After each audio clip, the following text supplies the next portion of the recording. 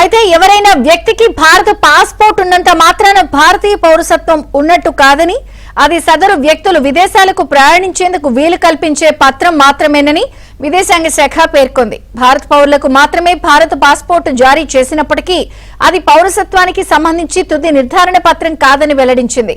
నిజానికి ఆధార్ గాని, voter ID card గాని కేవలం గుర్తింపు పత్రాలే తప్ప అవి పౌరసత్వాన్ని నిర్ధారించే పత్రాలు కాదని కేంద్ర ప్రభుత్వం, కోర్టులు గతంలోనే స్పష్టం చేశాయి. ఇప్పుడు పాస్పోర్ట్ అంశంలోనూ అదే తరహా ప్రకటనతో అసలు భారతీయ పౌరసత్వాన్ని నిర్ధారించే ధృవపత్రాలు ఏమిటి అనే అంశంపై దేశవ్యాప్తంగా చర్చ జరుగుతోంది.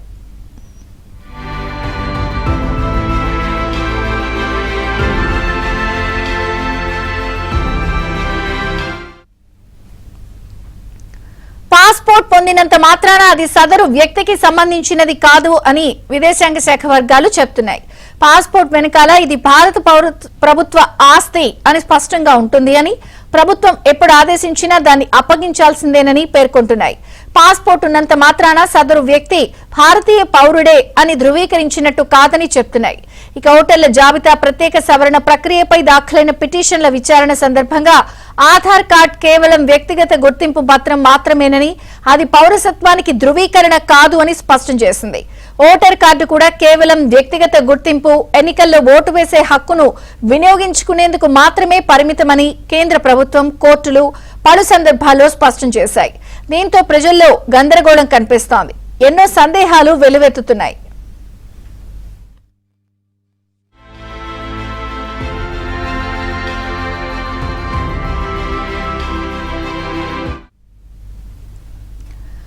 భారత పౌరసత్వ చట్టాల ప్రకారం దేశంలో 1950 జనవరి 26 నుంచి 1987 జూలై 1వ తేదీ మధ్య జన్మించిన వారంతా నేరుగా భారతీయ పౌరులే.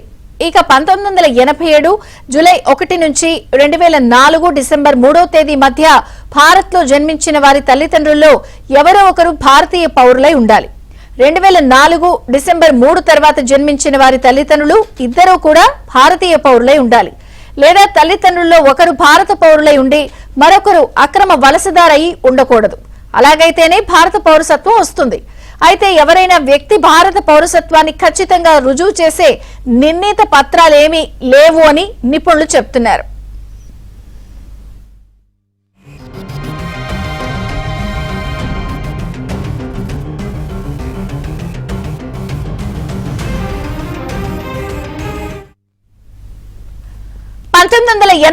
కు ముందు జన్మించి సదరు వ్యక్తి పుట్టిన ప్రాంతం, తేదీ, సమయానికి సంబంధించిన ధృవపత్రాలుంటే భారత పౌరసత్వానికి ఆధారాలుగా చూపొచ్చని అంటున్నారు.